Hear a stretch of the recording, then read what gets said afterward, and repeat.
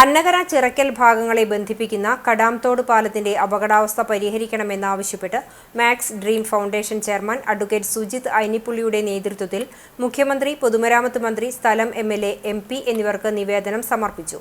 ജില്ലാ കളക്ടർ അർജുൻ പാണ്ഡിനെ കണ്ട് പാലത്തിന്റെ അപകടാവസ്ഥ ധരിപ്പിച്ചു. 1937 നിർമ്മിക്കപ്പെട്ട കടാംതോട് പാലത്തിന് 75 വർഷമാണ് ആയുസ്സായി പറഞ്ഞിട്ടുള്ളത്. ഇപ്പോൾ 88 തികഞ്ഞ് ആയുസ്സറ്റ പാലമായി മാറി. പാലത്തിലൂടെ ദിനംപ്രതി നൂറുകണക്കിന് വാഹനങ്ങളാണ് കടന്നുപോകുന്നത്. മഴക്കാലത്ത് വെള്ളത്തിന്റെ ഒഴുക്ക് പലപ്പോഴും പാലത്തിന് മുകളിലൂടെയാണ്.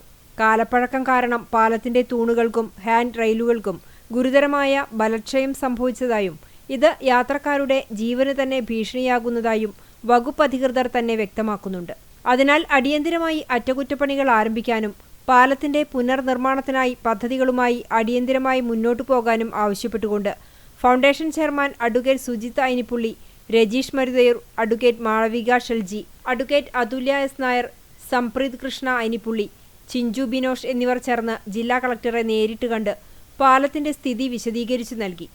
കളക്ടർ ഇക്കാര്യത്തിൽ അടിയന്തിരമായി ശ്രദ്ധ പതിപ്പിക്കാമെന്ന് ഉറപ്പു നൽകി.